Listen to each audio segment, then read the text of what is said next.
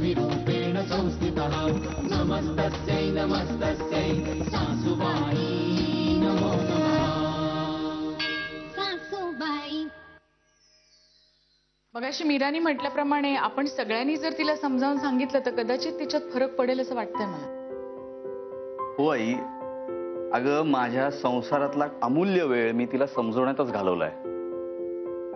मग लोक म्हणायला लागले की बाबा तुम्हाला मूल झालं ना की आपोआप तिचा हा विचित्र स्वभाव बदलेल. आता गौरवची उंची वाढत चालली पण तिचा विचित्र स्वभाव तसाच्या तसा रादर वाढतच चाललाय. विघ्नेश, अरे एखाद्याचा स्वभाव असतो तसा. आता आपण स्वीकारलंय ना, मग ते नातं निभवायला नको. एक प्रॉब्लेम असेल तर ठीक आहे ना, इथे असंख्य प्रॉब्लेम आहेत. कुठल्या कुठल्या प्रॉब्लेमला समजावून घेणार आहोत आपण? हा सांगा ना. माझं रिटायरमेंट लाईफ जवळ येईल त्यामुळे. अरे विघ्नेश, काय तुला आईशी जर गप्पा मारायच्या होत्या तर आम्हाला पहिलेच सांगायचं ना. आम्ही का उन्हात थांबलोय बाहेर? चल गाडीची किल्ली देखणे. चल. विघ्नेश दादा, आपण एक काम करूया का? आपण आज सुट्टी घेऊ आणि दिवसभर आईसोबत गप्पा मारत बसू. हा, कारण बऱ्याच दिवसात आपलं बोलणंही झालं नाहीये. आणि ऑफिस ऑफिस कोण सांभाळणार? तुमचा बाप? हा आहे ना, प्रश्न तत्वांचा आहे. काय? सॉरी. सगळं काही तुझ्यामुळे झालं, तुझ्यामुळे. नको ना, नको ना, तुझ्यामुळे सगळं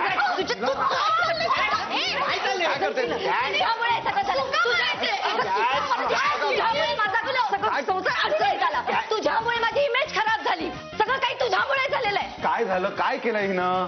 कळलं काय झालं? सांग त्यांना. खिरीमध्ये औषध कोणी टाकलं?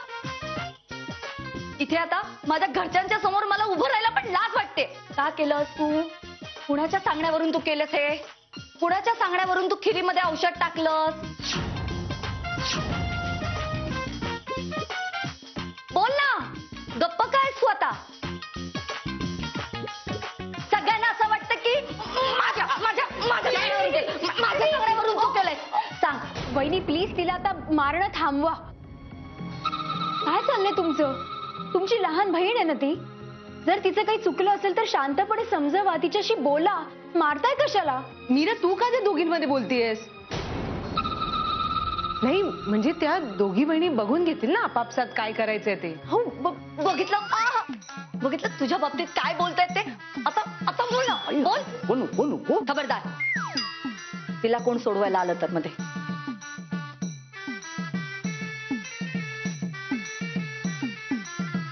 का केलंस तूच हे सगळं? का केलंस? बोल ना.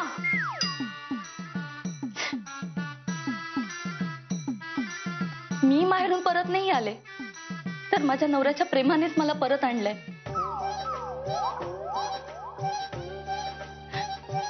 माहेरून परत आल्यावर मी माझ्या सगळ्या चुका कबूल करणार होते. माझ्या बरोबर असलेल्या सर्व नात्यांची मी नव्याने सुरुवात करणार होते. माझ्या देवीसारख्या सासूबाईंना मी आई म्हणून हाक मारणार होते.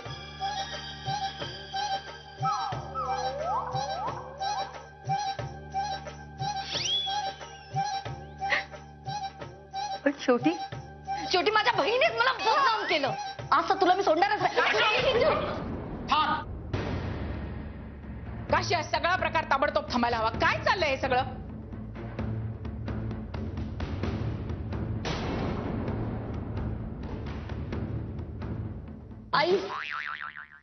आई मला माफ करा. आता जोपर्यंत तुम्ही मला माफ करणार नाही तोपर्यंत मी तुमचे पाय सोडणार नाही. आई, तिच्या बडबडण्याकडे अजिबात लक्ष देऊ नका. तिने तुमचे पाय धरले ते तुम्हाला खाली पडायला. शेवटी आधार द्यायला मीच धावून येणार आहे. आई, तुमचे पाय म्हणजे माझ्यासाठी साक्षात देवीचे पाय आहे. आता मी तुमच्या पायाशीच राहणार.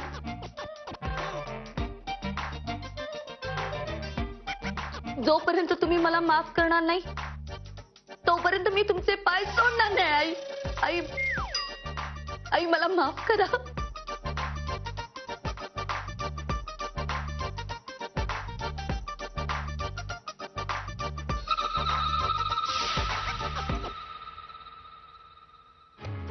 सासूबाई, मी तुमचे पाय सोडणार नाही असं जरी म्हणाले असले तरी मला म्हणायचंय की मी तुम्हाला नाही सोडणार. बघून घेईन तुम्हालाही आणि तुमच्या बरोबर या घरातल्यांनाही. ही फक्त सुरुवात आहे. आई मला माफ करा, माफ करा, नाही तर मी खरंच तुमचे पाय सोडणार नाही. आई मला माफ करा.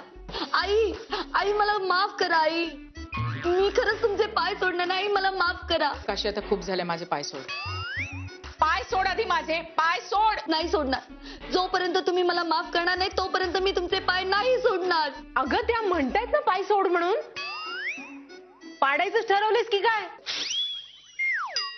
नाही, मी आता कॅश नाहीये. मी आईंची काशीही नाहीये, आबांची काश्मीराही नाहीये. मी आता कोळी आहे, कोळी. आपलं वाल्या कोळी आहे.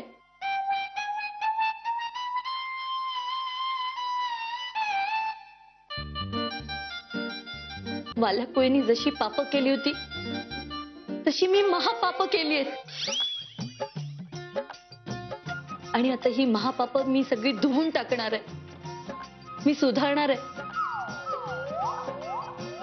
मी आतापर्यंत केलेल्या सगळ्या चुका सुधारणार आहे. म्हणजे तू पण आता त्या वाल्या कोळ्यासारखं तपश्चर्या करणार आहेस की काय, जंगलात जाऊन? हे बाई सांभाळा, मुंग्या अंगावर चढल्या तर बापरे काय.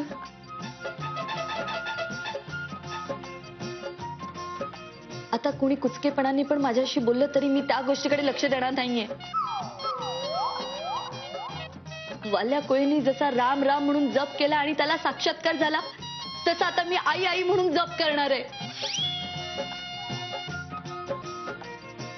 आई आई मला माफ करा. आई आई मला खरंच माफ करा. हो मी तोपर्यंत तुमचे पाय नाही सोडणार. आई आई मला माफ करा तुम्ही. आई आई आई मला माफ करा.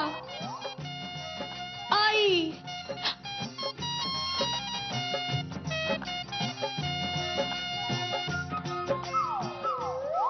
आई मी केलेल्या पापांचं प्रायश्चित्त म्हणून मी सगळ्यांची माफी मागते.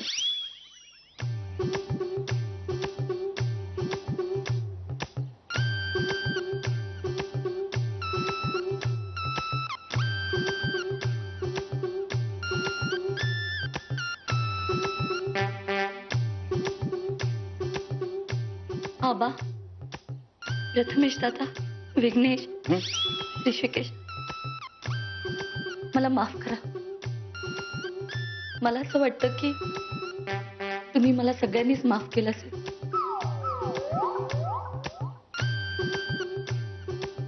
अगं बाई, आधीच माझ्या नाटकाचे प्रयोग व्यवस्थित सुरू असताना तुला नवीन नाटक करण्याची काही गरज आहे का?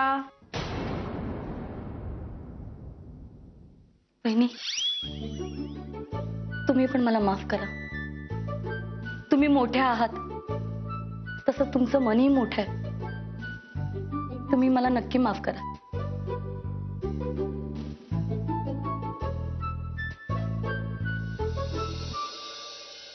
केट, खरं तर मला असं वाटतं की आता तुला धक्के मारून घराच्या बाहेर काढलं पाहिजे.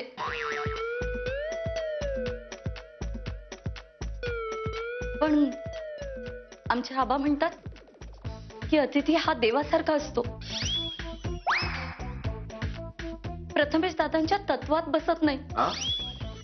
विघ्नेशला ते आवडणार नाही. काय आणि तुझ्या ऋषिकेशला हे चालणारच नाही. म्हणून तुला आज मी थांबवते.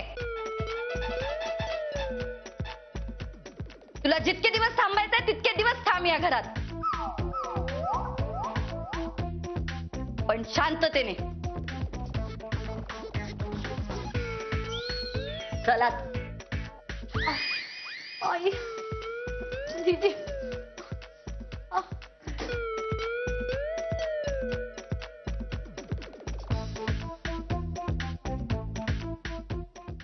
मीरा, कॅशला बघितलंस? हा, कशी बोलत होती ती? तुझ्या लक्षात येतंय का? सगळं नाटक होतं हे. आईंना ही गोष्ट वेळीच सांगायला हवी. नाही त्या ना बिचाऱ्या माझ्यासारख्या साध्या भोळ्या भाबड्या आहेत ग, त्यांना नाही कळणार हे. ती कॅश त्यांना कधी फसवेल ना हे त्यांना कळणार सुद्धा नाही. मीरा, कळतंय ना तुला? अहो हो वहिनी, एकच गोष्ट मला किती वेळा तुम्ही सांगणार आहात, मला कळलंय. नाही नाही नाही, हे बघ कसं ना, आईंची खूप काळजी वाटते मला अगं. शेवटी आई तुझंच ऐकतात ना. हो ठीक आहे, मी आईंना माझ्या पद्धतीने सांगण्याचा प्रयत्न करेन. ओके? काय सांगशील? हेच की बाहेर जे काशवेणी म्हणत होत्या, जे काही करत होत्या, ते तुम्हाला असं वाटते की ते चुकीचं आहे. नाटक होत. आणि आहे आहे मीरा, तुला कळतंय ना? म्हणजे विश्वास ठेवा ना, मी समजवेन. हो हो हो अगं, पण ती कॅश कशी बोलत होती, वाल्या कोळी आणि काय काय, म्हणजे ते अभिलाषा, तू इथे काय करतेस? मी तुला घरभर शोधतोय सगळीकडे. नाही अहो काय ना, हो मी मीराला ना, मी मीराला कॅश बद्दल सांगायला आले होते. ते कॅशने आता नवीनच नाटक सुरू केलंय. तुम्हाला तर माहितीच आहे, आपल्या आई किती साध्या आहेत, किती भोळ्या आहेत. मीराच्या कानावर घालायला आले होते, म्हणजे ही आईंना सावध करेल. कळतंय ना? आणि हो, तुम्हीही लक्षात ठेवा, तर मी एकटीने किती काळजी घ्यायची आईची. एखाद्या व्यक्तीच्या स्वभावात जर अचानक बदल झाला ना, तर असंच वाटतं जसं आत्ता तुला वाटतंय. नाही, तुम्ही बोलताय ते बरोबर आहे, पण तू पण आत्ता नाटक करतेस ना?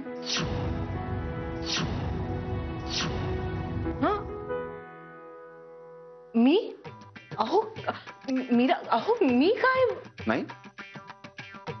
मग तू जर नाटक करत नाहीयेस ना, तर कॅश करते ते नाटक कशावरून? बोल ना. तुझं इथलं काम आटोपलं असेल तर जरा वर ये, बरीच कामं पडलीत.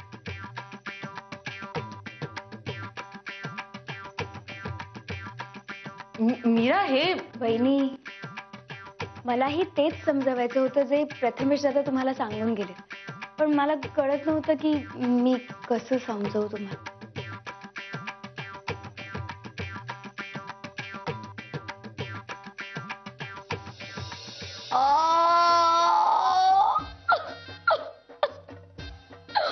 किती लागलो, ऐक भगवान. केट, हे केट, काय झालं ग? काय झालं काय विचारते? आपलं ठरलं होतं ना की तू मला मारायचं नाटक करणार आणि मी मार खायचं नाटक करणार आणि मग मी अहमदाबादला निघून जाणार. पण खोटं खोटं मारायचं आहे म्हणजे तुम्हाला खरंच मारलं आणि त्याच्यानंतर सगळ्यांसमोरून तुम्हाला इथे पण घेऊन आली.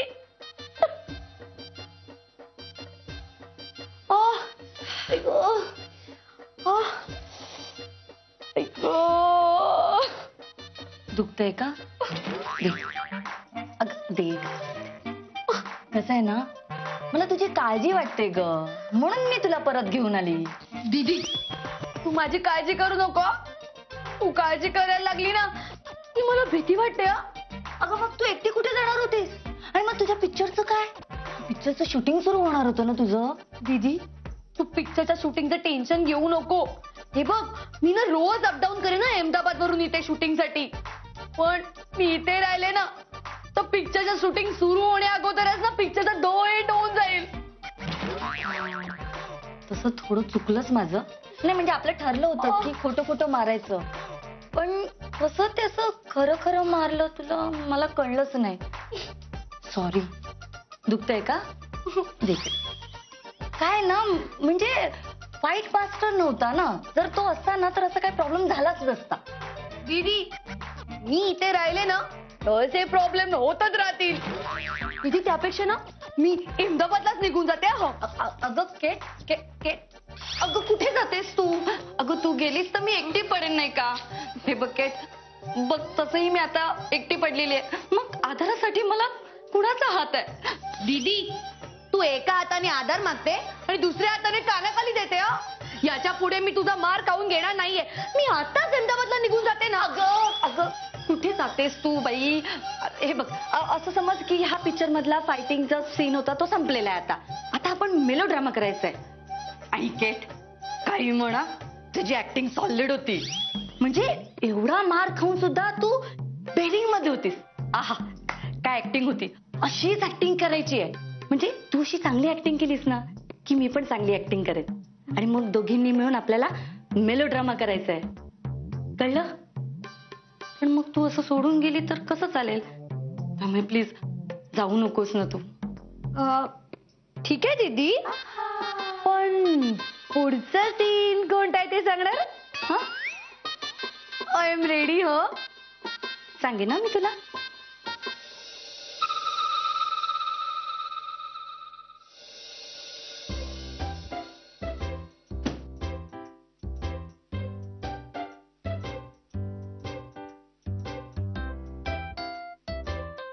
चला आता करा सुरुवात.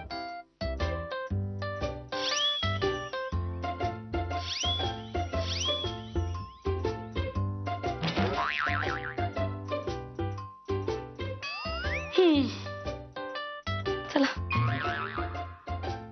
अगं कॅश कॅश कॅश, काय तू का स्वतःला त्रास करून घेतेयस? मी पण तुम्हाला हेच बोलणार होते. म्हणजे तुम्ही कशाला त्रास करून घेताय? आतापर्यंत तुम्ही या घरासाठी खूप काही केलंय ना. मी पण अगं तुला कामाची सवय नाहीये ना. सवय होईल ना. पण मी तुला काम करू दिलं तर होईल ना सवय. अहो बहिणी, तुम्ही या घरासाठी खूप काही केलंय. तुमच्या तब्येतीकडे बघा ना. अहो तब्येत बिघडली तर. अगं माझं तब्येत सोड, पण मला तुझ्या मेकअपची जास्त काळजी आहे. काम करताना मेकअप बिघडला तर? माझ्या मेकअपची तुम्ही काळजी करू नका हो. काम करताना मेकअप कसा सांभाळायचा ते मला चांगलंच माहितीये. तुम्हाला सांगितलं ना, तुम्ही आराम करा, मी काम करते. नाही कॅश, कसं बरं वाटतं तेच मी पण म्हणते ना की मी मोठी तू लहान. अहो तेच सांगते, मी लहान आहे, तुम्ही मोठ्यात म्हणून तुम्ही आराम करायचा. तेच तर, मी मोठी आहे तू लहान आहेस ना, तर मी करेन. मी वहिनी आहे ना तुझी, तू माझं ऐक ना. मी तुम्हाला काय सांगते, तुम्ही आराम करा. वहिनी तुमचं काय चाललंय? मीरा, हे बघ, बरं झालं मीरा तू आलीस ते. हे बघ, आता तुम्हा दोघींसमोर मी जाहीर करते की ह्या पुढे घरातली सगळी कामं मी करत जाईल. बघितलं मीरा, माझा डायलॉग त्यांनी चोरला. म्हणजे मला काय म्हणायचं होतं, आतापर्यंत त्यांनी या घरासाठी खूप काही केलंय. आता मी करणार. आता माझी वेळ आहे ना. अगं मीरा, आपली कॅश खूप लहान आहे ग, तिला नाही समजत.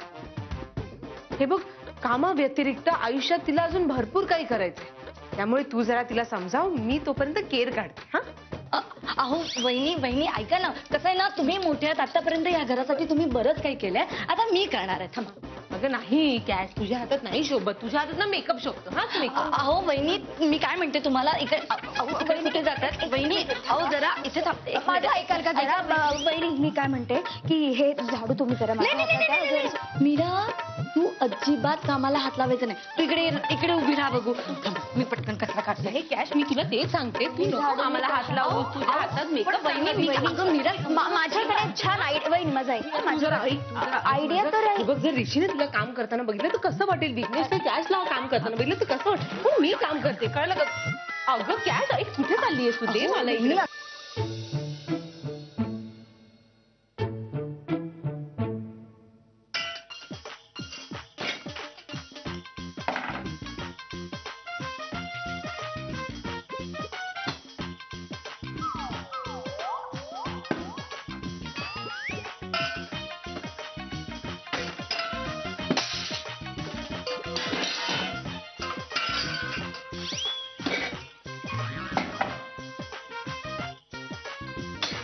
पाणी गरम करायला ठेवायचं असेल ना, तर ते मीच ठेवणार आहे.